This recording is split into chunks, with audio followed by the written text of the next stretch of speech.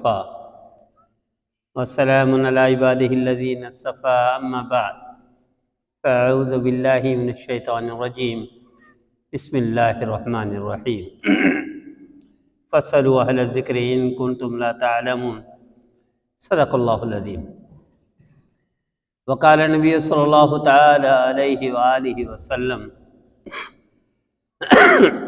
بلغوا عني ولو آية أو كما قال علیہ الصلوۃ والسلام۔ میرے بھائی اور دوستو، نبی کریم صلی اللہ تعالی علیہ وآلہ وسلم کا ارشاد گرامی ہے کہ ایک شخص عبادت کرتے، ریاضت کرتے، مجاہدے کرتے جنت کے کنارے پہنچ جاتا ہے اور اس کے بعد وہ کسی کا حق کھا کر مر جاتا ہے تو جہنم میں اوندھے منہ گرا دیا جاتا ہے۔ ہمارے معاشرے میں اس کی مثال بہنوں کے لیے عام ہے، پڑھے لکھے لوگ یا ان پڑھ، شہر کے لوگ یا دیہات کے لوگ، بہنوں کا حق کھانے میں تقریباً برابر ہیں۔ بہت تھوڑے لوگ ہیں جو بہنوں کا حق یا بیٹیوں کا حق ادا کرتے ہیں، کوشش کرتے ہیں کہ جائیداد، پلاٹ، مکان، دکان یہ بچوں کے نام، لڑکوں کے نام ہو جائے۔ حالانکہ مرنے کے بعد بھی والدین کو جتنا بیٹیاں یاد کرتی ہیں بیٹے یاد نہیں کرتے، جتنا وفا بیٹیاں کرتی ہیں اتنا بیٹے نہیں کرتے۔ اس میں کوئی شک نہیں کہ 5 انگلیاں برابر نہیں ہیں، ساری اولاد برابر نہیں ہے، اس میں بھی کوئی شک نہیں۔ بعض اولاد بہت فرما بردار ہوتی ہے، بعض بچے بہت فرما بردار ہوتے ہیں۔ جیسے میں نے عرض کیا تھا، سائمہ بلڈر کے والد نے ایک جملہ کہا کہ بیٹا تمہارا بھائی معذور ہے، یہ گھر اسی کے نام دے دو، آپ کے لیے میں دعا گو ہوں، اور باقی اس نے ایسے ہی کیا۔ تو معذور بیٹا، اس کا تو وہی مکان رہا، لیکن جس نے اپنے والد کے کہنے پر قربانی دی، فٹ پاتھ پر آ گیا، کرائے کے مکان میں چلا گیا، وہ جب فوت ہوا ہے تو لاکھوں پلاٹوں اور فلیٹوں اور بنگلو کا مالک ہو کر مرا ہے۔ تو یہ ساری اولاد برابر نہیں ہے، 5 انگلیاں برابر نہیں ہے، سارے بچے برابر نہیں ہیں، لیکن بچیاں، بیٹیاں بنسبت ان کے بہت زیادہ وفادار ہوتی ہیں، بہت زیادہ دعائیں کرتی ہیں، بہت زیادہ تڑپتی ہیں، بہت زیادہ خیال کرتی ہیں۔ لیکن ہر میں سے کمزور ہیں ہم سارے لوگ، ہم سب کی کوشش ہوتی ہے کہ بیٹوں کے نام ہو جائے جائیداد۔ اور بعض جگہ پر تو یہاں تک سنا ہے کہ شادیاں نہیں کرواتے تاکہ یہ جائیداد کسی اور خاندان میں نہ چلی جائے۔ جائیداد زیادہ ہے، پلاٹ زیادہ ہے، زمین زیادہ ہے، تو بہن کی یا بیٹی کی شادی نہیں کرتے۔ حالانکہ یہ ظلم ہے، یعنی یہ آخری حد جہالت کی، یہ آخری حد دین سے دوری کی، یہ آخری حد اللہ کے رسول کی نافرمانی کی۔ وہ جیسے میں نے پہلے عرض کیا تھا، حضرت عیسیٰ علیہ السلام کے ساتھ ان کا حواری تھا، تو بلکہ حضرت عیسیٰ علیہ السلام کا ایک قول، کبھی کبھار درس دیتے تھے حضرت عیسیٰ علیہ السلام، ان کے حواری تھے، ان کے صحابی تھے یا ان کے ماننے والے تھے جنہوں نے کلمہ پڑھا ہوا تھا، جو اس دور کے نیک فرما بردار تھے۔ حضرت عیسیٰ علیہ السلام نے فرمایا کہ بھائی آپ لوگوں میں سے کوئی شخص عبادت اتنی کرے ایک نبی جتنا، ممکن نہیں ہے، تصور ہی نہیں کر سکتا کوئی نبی جتنا عبادت کر لے۔ پھر فرمایا حضرت عیسیٰ علیہ السلام نے کہ تم میں سے کوئی بندہ اتنی عبادت کرے کہ ایک نبی اس سے زیادہ، 2 نبی اس سے زیادہ، 5 نبی اس سے زیادہ، 10 نبی اس سے زیادہ، 20 نبی اس سے زیادہ، یہاں تک کہ فرمایا 70 نبی جتنا کوئی اعمال کر لے، عبادت کر لے، ریاضت کر لے، مجاہدے کر لے اور اللہ کا قرب حاصل کرنے کی کوشش کرے، 70 نبی جتنے اعمال، لیکن اگر کسی کا حق کھا کر مر گیا تو 70 نبی جتنے اعمال منہ پر مار کر جہنم میں گرا دیا جائے گا۔ تو ہمارے معاشرے میں معمولی سی خدمت کر کے بچیوں سے، بیٹیوں سے، بہنوں سے لکھوا لیتے ہیں کہ جائیداد میں نے آپ کو دے دیا۔ اچھا یہ ظلم دیکھیے، آپ پورے پاکستان میں دیکھیں گے تو کہ بہن نے معاف کر دیا ہے، یہ کوئی نہیں کہتا کہ بھائی نے بہن کو معاف کر دیا ہے، یہ کوئی نہیں کہتا کہ اپنا حق، اپنا پلاٹ، اپنا مکان بھائی نے بہن کو دے دیا، یہ کوئی نہیں کہتا۔ یہ کہتے ہیں کہ بھائی کو بہن نے دے دیا ہے، بہن نے معاف کر دیا۔ پورے پاکستان میں آپ کو مثالیں ملیں گی تو لاکھوں میں کوئی ایک ملے گی کہ بھائی نے اپنا حق چھوڑ دیا، بہن کو دے دیا، بھائی نے اپنا حق چھوڑ دیا، بہن کو معاف کر دیا۔ لیکن یہ عام ہے ہمارے معاشرے میں، پڑھے لکھے ہوں یا ان پڑھ ہوں، شہر کے ہوں یا دیہات کے ہوں، کہ بہن نے حق معاف کر دیا ہے، بہن نے زمین معاف کر دی ہے، بہن نے پلاٹ معاف کر دیا ہے، بہن نے اپنی جو جائیداد کا حصہ تھا وہ معاف کر دیا اور بھائی کو دے دیا۔ لیکن بھائی نے بہن کو دے دیا، یہ بہت تھوڑا ہے۔ تو مجھ سے کسی نے سوال پوچھا کہ جناب بہن کے شادی کی اور اس کو جہیز دے دیا، کیا حق پورا نہیں ہوا؟ تو میں نے اس سے عرض کیا کہ اگر شادی کی، بہن کی جہیز دے دیا تو آپ کی بھی تو شادی ہوئی تھی، آپ کی شادی پر تو بہن سے زیادہ خرچہ ہوا، اس کو کاؤنٹ نہیں کرتے۔ ہمارا معاشرہ ایسا زوال کا شکار ہے کہ بھائی کی شادی پر جو خرچہ ہوا وہ ڈبل ہوتا ہے، یعنی بیٹے کی شادی پر خرچہ ڈبل ہوتا ہے بنسبت بیٹی کی شادی، اور بیٹی کی شادی پر یوں سمجھے شاید چوتھائی حصہ خرچ ہوتا ہے، لیکن بیٹی کی شادی کے لیے وہ جہیز بھی گنتے ہیں اور خرچ کو بھی گنتے ہیں، اور پھر کہتے ہیں جائیداد کی ضرورت اس لیے نہیں ہے کہ بیٹی کو جہیز دے دیا تھا۔ وہی بات اگر بیٹے پر صادق آتی ہے کہ بیٹے پر 4 گنا زیادہ خرچ ہوتا ہے تو اس کو جائیداد سے نہیں کاٹتے، نہ اس کو شمار کرتے ہیں، نہ اس کو گنتے ہیں۔ تو یہ المیہ ہے ہمارے معاشرے کا کہ ہم ہر زاویے سے نبی کریم صلی اللہ علیہ وسلم کے نافرمان ہیں، ہم ہر زاویے سے اللہ کے رسول سے دور ہو رہے ہیں۔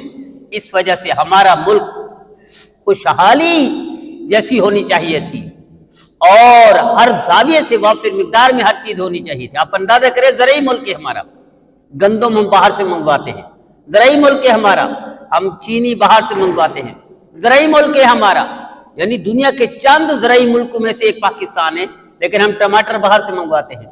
زرعی ملک ہے ہمارا، سبزیاں بھی باہر سے منگواتے ہیں۔ زرعی ملک ہے ہمارا، آلو اور پیاز باہر سے منگواتے ہیں۔ وجہ کیا ہے؟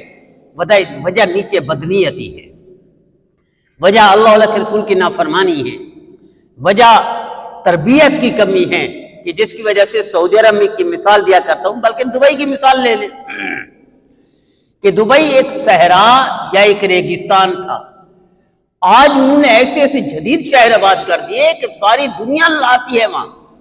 ہمارے پاکستان میں 2 سال میں جتنے باہر کے لوگ گھومنے آتے ہیں، 2 سال میں، مثلا کوئی امریکہ سے آئے، کوئی افریقہ سے آئے، یا کوئی یورپ سے آئے، کوئی آسٹریلیا سے آئے، کوئی جاپان سے، 2 سال میں جتنے لوگ پورے پاکستان کو دیکھنے آتے ہیں، دبئی میں 24 گھنٹے میں اس سے زیادہ آ جاتے ہیں۔ دبئی میں 24 گھنٹے میں اس سے زیادہ آتے ہیں۔ اچھا، ہمارا معاشرہ یہ ہے، ہم سمجھتے کہ سارے وہ عیاشی کرنے آتے، کوئی عیاشی کرنے نہیں آتے۔ عیاشی کرنے کی نسبت ٹوٹل جو ہے وہ بنسبت 1 سے 2% ہے، 1 سے 2% عیاشی کے لیے، باقی وہ دیکھنے آتے ہیں دبئی کو۔ پھر جنگل کو انہوں نے منگل کر دیا، جنگل کو ایسا بات کر دیا کہ ساری دنیا سے لوگ آتے ہیں، اور ہمارا خوشحال ملک، آپ پورے پاکستان میں کراچی سے سفر کریں گلگت تک، باہر سفر کریں تو نیچے باغات، کھیت کھلیان نظر آئیں گے، بائی روڈ سفر کریں تو دونوں طرف چہل پہل اور آبادیاں نظر آئیں گی، بائی ٹرین سفر کریں تو دونوں طرف باغات اور زراعت کھیتی باڑی ملے گی، لیکن اس کے باوجود کوئی چیز ہماری پوری نہیں ہے۔ نہ گندم پوری ہے، باہر سے منگواتے ہیں، نہ چینی پوری ہے، باہر سے منگواتے ہیں، نہ ٹماٹر پورے ہے، باہر سے منگواتے ہیں۔ یہاں تک ابھی کچھ دن پہلے ایک ساتھی کہنے لگا میں کاروبار کر رہا ہوں، میں کیا کر رہے ہو؟ پیاز اور وہ منگوانے کے لیے، کہاں سے؟ پیاز اور آلو منگوانے کے لیے سری لنکا سے رابطہ کیا، سری لنکا، یعنی آپ اندازہ کریں ہم کتنا گر گئے ہیں کہ ہمارا پیاز، ہمارا آلو یہ بھی انڈیا سے آئے گا یا سری لنکا سے آئے گا، حالانکہ زراعت میں 6 یا 7واں نمبر ہے ہمارا پورے دنیا میں، لیکن اس کے باوجود بے برکتی ہے، نحوست ہے۔ وجہ کیا ہے؟ یہ تربیت کی کمی ہے، اللہ کے رسول سے دوری ہے، اور بدنیتی ہے، میرٹ کی دھجیاں اڑا دینا ہے، اور اقربا پروری ہے ہماری، رشوت ہے، 2 نمبری ہے، فراڈ ہے، چٹیں گے۔ اس کی ہمیں کیا چاہیے؟ ہم کیا کردار ادا کر سکتے ہیں؟ ہم اپنے طور پر جتنا کچھ کر سکتے ہیں، بغیر لڑائی، بغیر پھڈے، بغیر پنگے، بغیر نفرت، بغیر غیبت، بغیر بہتان، بغیر الزام تراشی، اور بغیر کسی چکر یہ ہم اصلاح کر سکتے ہیں، تربیت کر سکتے ہیں۔ نبی کریم صلی اللہ علیہ وسلم نے 22 سال میں ایسی تربیت فرمائی کہ اللہ کو ان لوگوں کے لیے اعلان کرنا پڑ گیا جو 50 سال لڑائی کرتے تھے. اعلان کیا کرنا پڑ گیا اللہ کو؟ رضی اللہ عنہم ورضوا عنہ. اعلان کیا کیا اللہ نے؟ وَكُلًّا وَعَدَ اللَّهُ الْحُسْنَى. تو آج جاپان میں چلے جائیں، پورے جاپان میں 10 سال میں اتنا چوری کے واقعات نہیں ہوتے جتنا ہمارے 24 گھنٹے میں چوری کے واقعات ہوتے ہیں پاکستان میں. پورے جاپان میں 10 سال میں کوئی چیز چھیننے کی واردات اتنی نہیں آتی جتنا 24 گھنٹے میں ہماری ہو رہی ہے. موبائل چھین لیا، زیور چھین لیے. بلکہ گلستان جوہر سے ہمارے تھے یہاں اپنی مسجد کی طرف، رکشے پر بیٹھے ہوئے، بائک پر 2 لڑکے ہیں، ایک رکشے پر چنگی پر عورت بیٹھی ہوئی تھی، اس کے ہاتھ میں پرس چھین کر چلے گئے. آپ اندازہ کریں یہ المیہ ہے ہمارا، یہ سوال ہے ہمارا کہ عورتوں کو معاف نہیں کرتے. اب وہ یہ بھی ہو سکتا تھا واقعی گرتے گرتے بچی عورت گرتے گرتے، چونکہ اس نے گلے میں لٹکایا ہوا تھا تو پرس اس نے چھینا جب، تو بیچاری اتنا قریب ہو گئی کہ شاید ابھی گر جائے، اور گرتے گرتے بچی بیچاری. لیکن اسے بدبخت کو کوئی پرواہ نہیں. کیوں؟ اسے پتہ نہیں اس کا نتیجہ کیا ہوگا. اس بدبخت کی کسی نے تربیت نہیں کی، ماں باپ نے سکھایا نہیں، معاشرے نے نہیں سکھایا کہ تم اگر کسی کی بہن پر ہاتھ ڈال رہے ہو، پرس چھین رہے ہو، تو تمہاری بہن پر بھی کوئی ہاتھ ڈالے گا اور تمہیں تمہارے گھر تمہاری فیملی کو یہ نتیجہ بھگتنا پڑے گا. پھر روتے ہیں، پھر چیختے. پھر یہی المیہ ہے کہ ہمارے معاشرے میں اللہ کے رسول کی نافرمانی اتنا دیدہ دلیری سے ہو رہی ہے، شاید ہی کسی دنیا میں ہو، شاید ہی کہیں ایسا ہو. تو میرے عزیزو، ہم اپنے طور پر کردار ادا کر سکتے. تو میں نے بات عرض کی تھی شروع بہن کے حقوق سے کہ ہمارے معاشرے میں بہن اور بیٹی، یہ تو چلو دور کی بات ہے. فیڈرل بیئر میں رہتا تھا، ایک شخص آ گیا فتویٰ لینے کے، دارالفتہ صاحب فتویٰ دو کہ میری ماں کو پینشن ملتی ہے، پینشن بہت بھاری ہے، کیا اس میں سے ہمارا حق کتنا ہے، یہ فتویٰ دو. اچھا، میں ویسے مسئلے کے لحاظ سے میں کبھی جذباتی نہیں ہوتا. مسئلے کے کوئی مسئلہ پوچھے نا، ایک مسئلہ پوچھے 2 دفعہ 3 دفعہ 4 دفعہ دو پوچھے، میں جذباتی نہیں ہوں، مجھے غصہ نہیں آتا. لیکن جب اس طرح کی کوئی بات کرتے ہیں نا تو دل کرتا ہے میں گریبان سے پکڑ کے سنا. میں نے اس کو کہا 20ویں گریڈ کا افسر ہے، خود گورنمنٹ نے گاڑی دی ہوئی ہے، گورنمنٹ نے گھر دیا ہوا ہے، گورنمنٹ نے ڈرائیور دیا ہوا ہے، گورنمنٹ نے ساری سہولیات دی ہوئی ہیں، خود تنخواہ بھی لاکھوں میں ہے، اور عیاشی اللہ تعالیٰ جو اوپر 2 نمبری فراڈ وہ الگ ہے، خود ویل سیٹ ہے. ماں کی پینشن کے لیے بھی فتویٰ لینے آ گیا کہ پینشن حصہ ہمارا کتنا بنتا ہے. حالانکہ شریعت کہتے ہیں جس کی پینشن ہے اسی کا حق ہے، اس کے علاوہ کوئی کسی کا حق نہیں. پینشن مثلا کسی کی ہے، بہن کے نام پر بہن کا حق ہے، ہاں بہن خود دے دے بھائی کو تو کوئی حرج نہیں. پینشن ماں کی ہے، پینشن ماں کا حق ہے، 1 روپیہ بھی کسی کا حق نہیں، چاہے اولاد ہو یا بہن بھائی، کسی کا حق نہیں. یہ شریعت کا اٹل فیصلہ ہے. لیکن وہ ماں کے خلاف فتویٰ لینے آیا کہ فتویٰ دے دو، تحریر کر کے کوئی ایک جملہ دے دو کہ ہماری ماں کا جو پینشن نام کے پینشن لگی ہوئی ہے اس میں ہمارے بہن بھائیوں کی 100 میرا بھی 100. میں نے اس کو کہا، میں نے کہا میرا دل کرتا میں گریبان تمہارا پکڑ کر تھپڑ ماروں گا. سمجھایا اس کو، سمجھا گئی، لیکن ظاہری طور پر سمجھا، چلا گیا. ہو سکتا ہے کسی اور ظالم کا چلا گیا ہو سکتا ہے کسی اور مفتی کے پاس چلا گیا ہو، اور یہ بھی ممکن ہے اس کی باڈی لینگویج بتا رہی تھی کہ شاید کسی کو پیسے دے کر فتویٰ دے دے، فتویٰ لے لے، یہ بھی ممکن ہے. اس کی باڈی لینگویج بتا رہی تھی کہ وہ مانا تو ہے، چپ کر کے چلا تو گیا، لیکن صحیح دل سے نہیں مانا کہ ماں کی جو پینشن ہے اس میں ہمارا حصہ ہونا چاہیے، ماں کی جو پینشن ہے اس کو بھی وراثت میں تقسیم کرو. حالانکہ شریعت کہتے کوئی وراثت نہیں، کوئی وہ مال نہیں ہے، ماں ہی کے نام ہے. وہ 1 روپیہ نہ دے پینشن میں سے کوئی مطالبہ نہیں کر سکتا. جس طرح بعض لوگ اپنی بیٹی یا بیٹے کے نام جائیداد کر دیتے ہیں اور قبضہ دے دیتے ہیں زندگی میں. اب شریعت کہتی ہے اسی کا ہے، قبضہ دے دیا، نام کر دیا، یہ اسی کا ہے. بہن بھائی مطالبہ نہیں کر سکتے، پیچھے ورثہ مطالبہ نہیں کر سکتے. ہاں وہ خود چاہے، جیسے اس میں گلشن اقبال میں ہوا، ایک ہی بیٹی کے نام سب کر دیا. اس نے کیا کیا؟ اس نے آگے سمجھداری سے کام لیا کہ زندگی بھر لان تان کرتے رہیں گے، زندگی بھر پڈے کرتے رہیں گے، غیبت بہتان کرتے رہیں گے. وہ پڑھی لکھی تھی عورت، تو اس نے والد کی وفات کے بعد جو گھر ان کے نام تھا اس نے کہا بھی بیچو، سارے تقسیم کرو، میں سب پر تیار ہوں. حالانکہ اس کے والد نے اس کے نام کر دیا تھا، زندگی میں قبضہ دے دیا، نام اسی کے کر دیا. اب شریعت کہتے اسی کا ہے.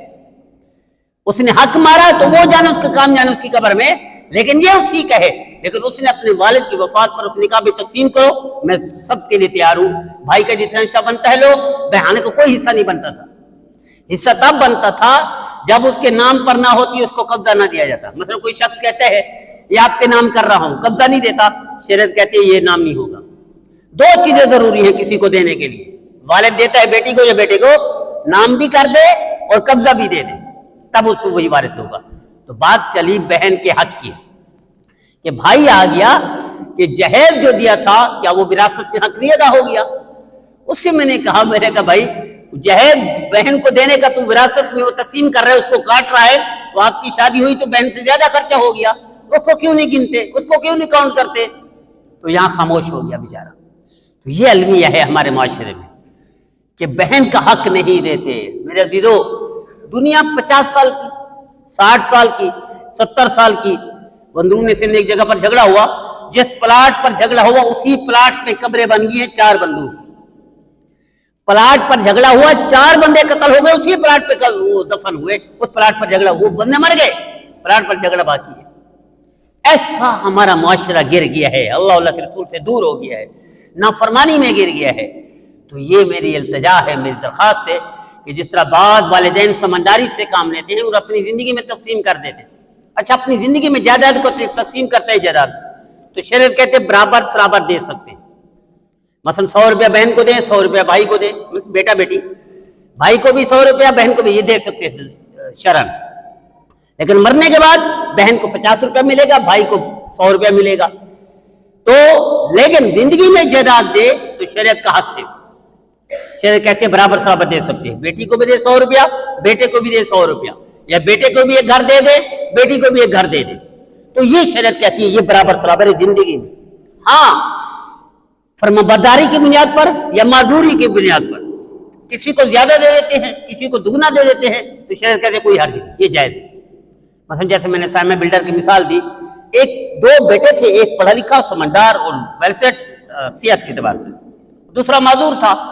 تو والد نے سمجھداری سے کام لیا, اس ویل سیٹ صحت کے اعتبار سے کہا کہ آپ اگر کرائے کے مکان میں چلے جائیں میں آپ کے لیے دعا کروں گا, یہ اپنے معذور بھائی کو دے دو مکان ناظم آباد میں تھا, تو وہ راضی ہو گیا. اس طرح کی اولاد بہت تھوڑی ہے اس دنیا میں, ہمارے وطن پاکستان میں. اب جو معذور بیٹا, اس کی اولاد کے بعد وہی گھر ہے, جس نے والد کے کہنے پر قربانی دی, لاکھوں پلاٹوں, لاکھوں مکانوں, فلیٹوں کا مالک ہو کر مرا ہے. والد کی دعا نے اتنا اوپر کر دیا. یہ سائمہ بلڈر کا جو مالک تھا, اس نے اپنے بھائی کے لیے والد کے کہنے پر گھر چھوڑ دیا تھا. ایک ہی گھر تھا, والد نے کہا تیرا معذور بھائی ہے, تو اس کو دے دے, میں اس کے نام کر رہا ہوں. ٹھیک ہے ابا میں راضی ہوں. یہ چلا گیا جوانی میں, ابتدا میں یہ چلا گیا کرائے پر, اور وہیں سے محنت کی. وہ والد کی دعا تھی, محنت کرتے کرتے کرتے کرتے. قرآن میں جو واقعہ ہے نا گائے کا, سورہ بقرہ میں, جو سب سے بڑی سورت ہے نا قرآن پہ, وہ سورہ بقرہ ہے. یہ بقرہ کس چیز سے بقرہ بنی ہے؟ یہ گائے سے بنی ہے. بقرہ گائے کو کہتے ہیں. والدہ کا فرمانبردار تھا بچہ, نوجوان, تو والدہ نے دعا کی. وہ دعا ایسی رنگ لائی کہ اللہ نے کہہ دیا بنی اسرائیل کو کہ تم گائے ذبح کرو. بنی اسرائیل کو حکم دے دیا گائے ذبح کرو, اور ادھر والدہ کا فرمانبردار ہے, گائے اسی کے پاس ہے. بنی اسرائیل نے اللہ سے پوچھا کیسا رنگ ہو؟ اللہ نے فرمایا پیلا رنگ ہو. پیلا رنگ عموماً ہوتا نہیں ہے, پیلا رنگ عموماً ہوتا نہیں ہے, مثال دے رہا ہوں, گائے کا نہیں ہوتا. پھر وہ کیسے وہ ہو, اس ہل چلانے والی ہو یا نہ ہو؟ اللہ نے کہا نہیں, جوان ہو, خوبصورت ہو. اچھا وہ چارہ کیسے کھاتی ہو؟ اللہ نے کہا یہ مہنگے والا چارہ کھاتی ہو. اچھا اس کھور کیسے ہو؟ اللہ نے کہا یہ, مثال دے رہا ہوں, یہ ساری چیزیں. وہ سوال کرتے گئے پھنستے گئے, سوال کرتے گئے پھنستے گئے. پوری دنیا میں جب اللہ نے فرما دیا یہ خصوصیات, یہ کوالٹیز گائے میں ہوں, وہ پوری دنیا میں اس وقت وہ ایک گائے تھی جو اس نوجوان کے پاس تھی, جو اپنی ماں کا فرمانبردار تھا.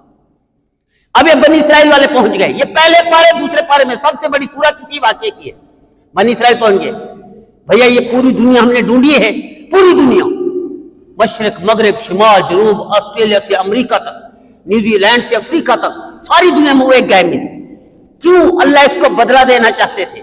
ادھر سوال کرتے گئے بنی اسرائیل کیسی گائے کیسی گائے کیسی گائے, اللہ اس کی خصوصیات بڑھاتے گئے بڑھاتے گئے بڑھاتے گئے, یہاں تک کہ پوری دنیا میں وہ ایک گائے تھی.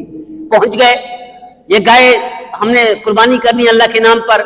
اللہ نے کہا ایسی صفات ہو, وہ صرف یہ کیسے دو گے؟ اس نے کہا سونے ہیرے جواہر کے ٹکر میں تول کر دوں گا, ورنہ نہیں دوں گا. وہ بنی اسرائیل نے کیا. پوری دنیا کا سب سے بڑا مالدار یہی نوجوان بن گیا جو اپنے والدین کا فرما بردار تھا. پوری دنیا میں سب سے بڑا مالدار, پوری دنیا کا یوں سمجھو انہوں نے سونا دے دیا اس وقت کا جو تھا, ہیرے دے دیے, جواہر دے دیے, جب جا کر اس کے برابر میں وزن ہوا اور گائے دے دی اور ساری دنیا کا بڑا مالدار بن گیا. والدین کی فرما برداری اتنا آگے کر دیتی ہے, فوری نہیں ہوتا. ہمارا المیہ یہ ہے کہ ہم چاہتے تھوڑی سی فرما برداری کر کے فوری نتیجہ دیں. وہ ایک مینیجر ہے, اس میں رہتے ہیں عسکری 4 میں, ملیر والا عسکری ہے جو 6 نمبر گیٹ ہے. مجھے اس نے کہا میں پریشان ہوں. میں نے کہا والدین آپ کے زندہ ہیں؟ ہاں. اس کی خدمت کرو. اچھے خدمت پہ لگ گیا, روزانہ فروٹ لائے, روزانہ خدمت کرے, اچھے کپڑے لائے, جو اگر 2 سال کے بعد مجھے فون کرتا ہے, پتہ نہیں آپ زندہ ہے مردہ ہے, 6-7 سال پہلے کی بات. کہتے ہیں آپ نے جھوٹ بولا تھا, کچھ نہیں ہوا, میری کوئی ترقی نہیں ہوئی, میری کوئی پریشانیاں ختم نہیں, میں نے والدہ کی بڑی فرما برداری کی. اور کتنا کی والدہ کی فرما برداری؟ میرے کہنے کے بعد 2 سال. اب یہ 2 سال خدمت کر کے اللہ سے صلہ مانگ رہا ہے وہ بنی اسرائیل جیسا. اور خدمت کتنا کی؟ 2 سال, وہ بھی تمام لالچ میں. اللہ لالچ کے بدلے میں نہیں دیتا, نہیں نوازتا. یہاں سائمہ بلڈر کے بیٹے نے, سائمہ بلڈر کے والد نے جب کہا بیٹا تیرا معذور بھائی ہے, تو گھر اس کو دے دے, میں تیرے لیے دعا کروں گا, تو فوری اتنا کر دیا اوکے ابا میں جانے کے لیے تیار ہوں, میں قرضے پر چلا جاتا ہوں, فٹ پاس پر چلا جاتا ہوں, میں کرائے کے مکان میں چلا جاتا ہوں, یہ آپ اپنی مرضی سے بیٹے کو دے دیں, میں راضی ہوں, نہ قیامت کے مطابقہ کروں گا نہ دنیا میں مطابقہ. تب جا کر اللہ نے نوازا. تو میرے عزیزو, بات چلی تھی بہن سے, بہن کا حق اور بیٹی کا حق ہم میں سے بہت تھوڑے لوگ دیتے. اور والدین کی وفات کے بعد بھائی حصہ تو دور کی بات ہے, گھر ہی نہیں آنے دیتے, گھر ہی نہیں آنے دیتے. گلشن اقبال میں ضیاء الدین کالونی ہے یا ضیاء کالونی ہے, اس طرح کوئی نام. 4 بہنوں کا اکلوتا بھائی, 4 بہنوں کا اکلوتا بھائی. بہنیں مچتی ہیں اس پر دیکھنے کے لیے, اس نے پابندی لگا دی ہے. کیوں کہ اگر گھر رہیں گی تو ہو سکتا ہے گھر دیکھ کر ان کے شوہر کہہ دے بھی گھر کا حصہ دو. بہنوں کو, بہنیں روتی ہے کہ ٹھیک ہے حصہ نہ دو ہمیں, لیکن ہمیں ملو تو صحیح, تم ہمارے والد کی والدہ کی اکلوتی نشانی ہو. وہ ملنے کے لیے تیار نہیں. بدبخت معاشرہ ہمارے یہاں تک چلا گیا, کہاں سے دعائیں قبول ہو, کہاں اللہ تک فریادیں پہنچے گی. تو ہمارا یہ حال ہے کہ جائیداد نہ چلی جائے, بہنوں سے ملنے کے لیے انکار کر دیتے ہیں, واقف نہیں بنتے. تو میرے دیدو, یہ دنیا 50 سال کی 60 سال کی, تھوڑی سی بھی ہماری ناانصافی ہو نا. امام ابو یوسف رحمۃ اللہ علیہ رویا کرتے تھے. کسی نے پوچھا وجہ کیا ہے؟ فرمایا اللہ قیامت کے دن پوچھ, یہ چیف جسٹس تھے, پوری دنیا کے چیف جسٹس واحد امام اعظم ابو حنیفہ رحمہ اللہ کے شاگرد امام ابو یوسف تھے. پوری دنیا کی سلطنت تھی اس وقت, خلیفہ ہارون الرشید وغیرہ یہ امیر تھے اوپر, سلطنت کے بادشاہ تھے, اور یہ چیف جسٹس تھے پوری دنیا کے, اسلامی دنیا کے. اس وقت کوئی معاشرہ نہیں تھا دوسرا, سارے سب وہ ہو گئے, محکوم بن گئے, سب فتح کر لیے گئے, سارے مسلمانوں کے علاقے میں قبضہ آ گیا پوری دنیا میں. تو چیف جسٹس پاکستان نہیں, چیف جسٹس دنیا کے تھے. یہ واحد چیف جسٹس ہے پوری دنیا کے امام ابو یوسف. ان سے کسی نے پوچھا کوئی آپ کو کوئی تکلیف دے واقعہ؟ تو اس نے کہا ایک کافر ہے تو مسلمان میرے پاس مقدمے کے لیے آئے, تو میرا دل چاہ رہا تھا میں مسلمان کی حمایت کروں, میں ایسا چیف جسٹس. تو میں نے مسلمان کو کہہ دیا تھا کہ یار آپ کرسی پر بیٹھ جاؤ, مثال اسٹول کسی چارپائی جو کچھ بھی تھا, کہ یہ جو میں نے کہا تھا یہ کافر کے ساتھ ناانصافی کی تھی کہ اگر بٹھاتا تو دونوں کو بٹھاتا, دونوں بحیثیت ملزم آئے ہوئے تھے, مجرم تو نہیں بنا تھا یہودی, دونوں بحیثیت مسلمان اور یہودی دونوں ملزم کے طور پر آئے تھے. مجرم تو حقیقت بعد بنتے, جرا ہوتی پھر پتہ چلتا, گواہیاں ہوتی, تب پتہ چلتا مجرم کون ہے ملزم کون ہے. تو کہنے کہ میرا دل میں جو مسلمان کے لیے زیادہ وہ آئی نا ہمدردی, تو کہنے کہ اس پر میں پچھتاتا ہوں, اللہ پوچھ نہ لے اور میرا جہنم میں نہ ہو جائے. اس پر ایک بٹھانے پر ترجیح کیوں دی دو بندوں میں سے برابر کے تھے, اور دوسری طرف کافر ہے مسلمان نہیں ہے. جس طرح ابن عمر رضی اللہ عنہ بکرہ ذبح کی, خادم کو کہا جاؤ یہودی کو دے کر, نبی پہلے مسلمان کو دو. اس نے کہا میرے نبی کی سنت یہی ہے, سب سے پہلے پڑوسی کو دو, اور میرا پڑوسی پہلا سیدھے ہاتھ پہ یہ یہودی ہے, پہلے اسی کو دے کر آؤ.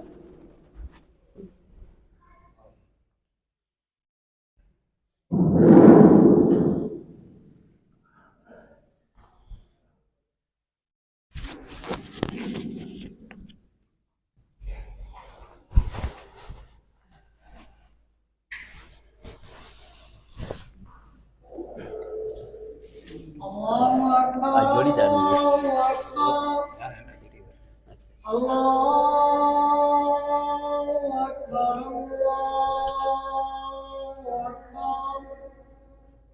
أشهد أن لا إله إلا الله أشهد أن لا إله إلا الله أشهد أن محمدا رسول الله